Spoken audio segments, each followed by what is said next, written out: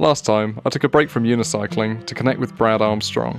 Long story short, when he was 22, he unicycled across the states, and once he discovered I was rolling through Texas, invited me to stay at his home in Tyler. It was a fascinating stay by the lake, with no doubt the highlight being when Brad decided to donate $370,000 to my chosen charity, School in a Bag. I'm riding on a one-man wheel, powered custom built analog 36-inch unicycle across the USA. I don't know what the hell I'm gonna get myself into, yeah. My name's Ed, and I'm riding a unicycle around the world. Join me on this series as I attempt to cycle 4,000 miles across the United States of America.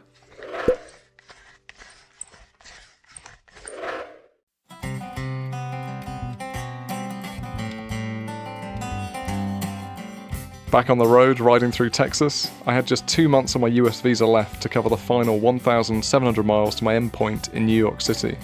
I was confident I had the time to make it, but I knew I needed to start riding some bigger days and stop getting so distracted.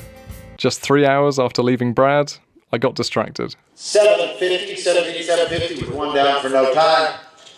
Michelle Mackler, Lindsay, Oklahoma with Rudy, Candy O'Neill, you're on deck, Hillary Roberts in the hole. I'd heard there was some competition going on at Josey Ranch, and as my route took me directly past it, I felt I needed to check it out. This is in Marshall, Texas, between Marshall and Karnak. You won't see this anywhere else in the world. It was here that I discovered barrel racing.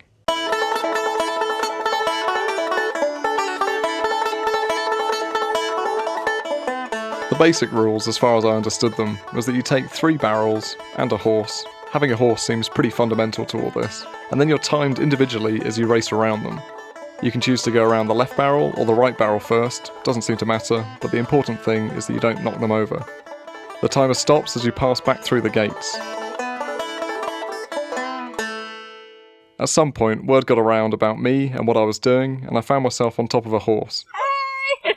Definitely not to barrel race, but just to potter around a little bit. You say he's 24? He's 24. Wow. He's 24. Do they mellow out when they get older? Oh, yeah. It's kind of like you. You know, when you're in the 80s, you don't want to do as much as when you're in 20s. Yeah. You probably wouldn't be unicycling across the world. I was then invited inside the commentary box. I've got Ed Pratt, and Ed's, you will tell from his accent, is not from here, but he is unicycling across the United States. Ed, welcome to the Josey Ranch. Thank you very much. This morning, I hadn't even heard of barrel racing, so it's an education for me. You started in San Francisco how long ago? I was about 4 months ago. So in 4 months, you've come from San Francisco to Marshall, Texas? That's it. Slow going, eh? And there'll be another 2 to New York. I was thinking that was pretty quick, but you're going to turn and go all the way up, and you're going to end in New York. You started in the UK last year? No, 3 years ago. 3 years ago. So how many miles unicycling have you covered? It's just under 20,000 at the moment. 20,000 miles unicycling. When you see him walking around, you're going to notice he's dressed a little different because he's in his sports attire as we're in ours. But say hi to him and visit with him. He's a great, interesting gentleman with a great story. And thank you for coming by, and thank you for coming to Marshall, Texas, and to the Josey Ranch. Hey, thank you for being so welcoming. What's your name? I'm Randy. Randy. Nice to meet you, Randy. Nice to meet you, and we're glad to have you with us. Super.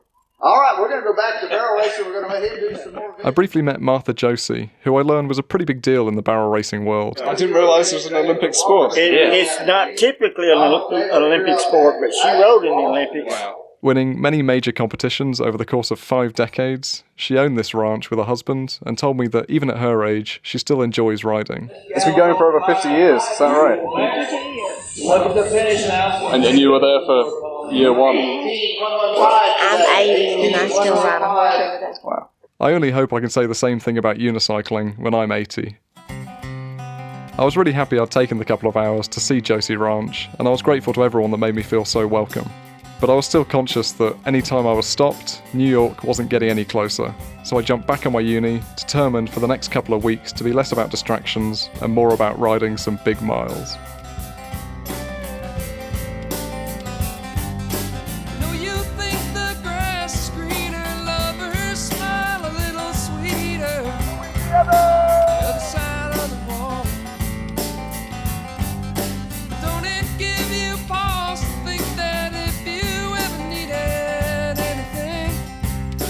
All you need to do is call.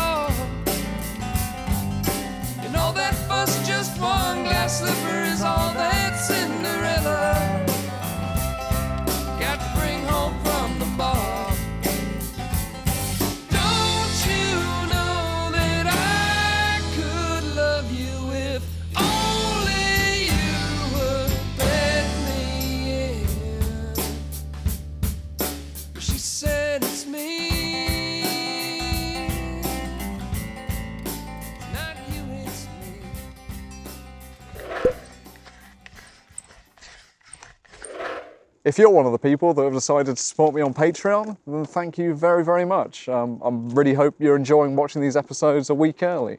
And of course, my biggest thanks goes to those of you that are supporting me on the 3rd tier, and they are Adam Fink, Adam Stevens, Alan Porter, Alex Brito, Alex Lee, Annabelle Miley, Anson Liang, Axel Fontaine, IP, Carrie Cleland, Damon Walker, Dakota Morehouse, Daniel Silas, Daniel Thorpe, David Jolliffe, Derek Donovan, Devin Barry, Elijah Green, Elijah Legender, Gaya Denavaya, Jeff and Kelly Elder, James Little, Jessasin, Justin Lewis, Yuri Ninonin, Kelly Jackson, Kentaro Sakino, the Madston Brothers, Malvin Zen, Mario Yegas, Mark Paris, Mike Foxwell, Rocky Top, Sam Richardson, Sophie Vun, Stephen Jones, Sumi Lamours, Neil Brooks, Thin Seller, Tommy Nurmajjavi, Travis Kay, Tyson and Bethany Hodge, and Warren Snyder. Thank you very, very much for supporting what I do. And now on with the video. Hot one today in Arkansas. Bloody hell. I want to talk to you today about saddle sores and how I'm not managing to deal with them. I've tried everything this trip. I've tried absolutely everything. I've tried like 5 different saddles. I've tried different cycling shorts, you know, padded shorts. But I've tried air saddles. I tried making my own air saddle when I was in China. That worked for about a week. And then I started to get pains again. I've tried strapping clothes to my saddles, like my jumper or some gloves, just to give a bit more padding. That doesn't seem to work. And I thought on this trip that, you know, after a few months, my bum would kind of toughen up, maybe kind of get calluses, like on the bottom of your feet. And I'll be able to ride, you know, however long I wanted to in the day without really experiencing these pains. That has not been the case whatsoever. I think pretty much the whole trip, I've never really been comfortable on the unicycle. It's something that I don't talk about, but it's something that's always there, and it's the biggest limitation on how far I can ride in a day, which is a shame. But with only, I don't know, 2,000 miles of the trip left, I've just kind of accepted that I'm just going to have pain on my bum when I'm riding, and that's just what it is. So at the moment I'm kind of doing, I don't know, 4 or 5 miles at a time, then having a little break, trying to rest the bum. I am using copious amounts of Gooch Guard and butt buster and whatever, but that's just it. I don't have a solution to this problem. It's a problem which I can't fix, which is really frustrating. But 3 years riding a unicycle around the world, I pretty much have tried everything. So it is what it is. I've just got pains on my bum. It is nasty, and it does make it difficult to continue. But I'm about 20,000 miles into the trip, and I've only got about 2,000 miles to go. I'm not stopping now.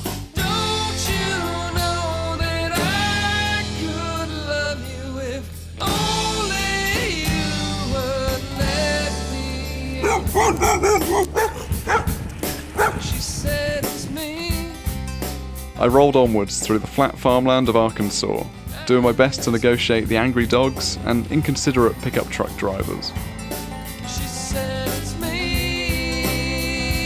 We love it! Woo, woo, woo, woo. All right, Ed.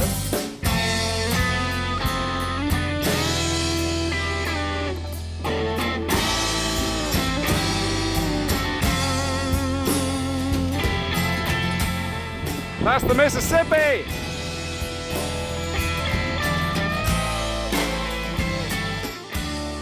It's too hot, man. It's far too hot. And my bum is just screaming at me to get off the bike. I don't know what to do. I've just got saddle sores, like, galore. And I've tried pretty much everything. I realised just now that I haven't tried one thing. And that's baby powder. I'd been using this at night to help dry up and heal my bum, but as a last-ditch effort to make riding a little bit more comfortable, I thought I'd try applying it now. My idea was that the powder would help dry out my sweaty crotch, leaving my sores to heal as I rode. At least, this was the theory. Here's a tip Don't ever put talcum powder on your ass, then ride a unicycle. Not a good idea. I think it's turned to a paste. The powder produced so much friction that every single pedal stroke aggravated my existing sores and also produced new ones. I was in absolute agony. But I honestly didn't have much of a choice other than just to continue. So I gritted my teeth and tried to distract myself by focusing on the slowly changing landscape of the South.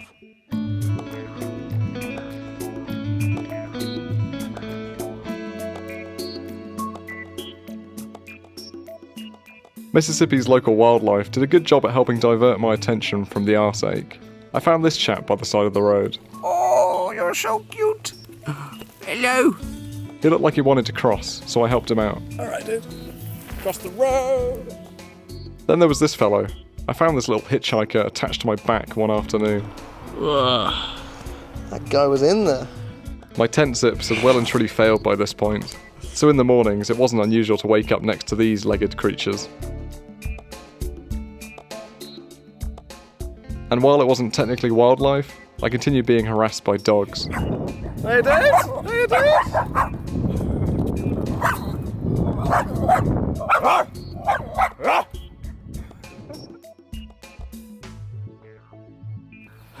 Check out this sign. Welcome to Alabama, eh? Oh my.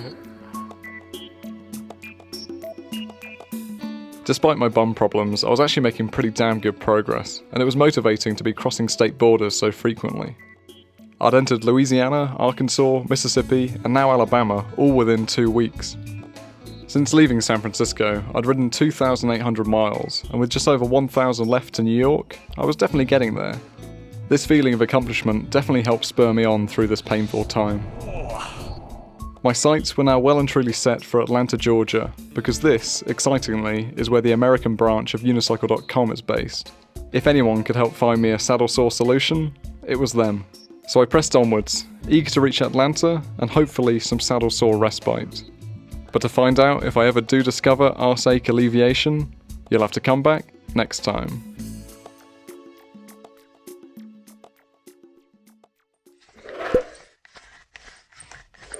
If you're feeling impatient and can't wait for next week's video, you're in luck, because the next episode is available right now on my Patreon. And if you're feeling really impatient, you can head over to Vimeo and watch the entire Ed Unicycles the USA series from start to finish over there. Your support is greatly appreciated. Well, this old thing ain't built for speed, but I love my trusty dusty steed. It'll get me around the world soon, then I'll try a full moon. I know my route is roundabout, but I sure as hell don't have a doubt it'll get me where I'm going. As long as the wind is blowing, I'm well aware of dangers out there, and it's not that I don't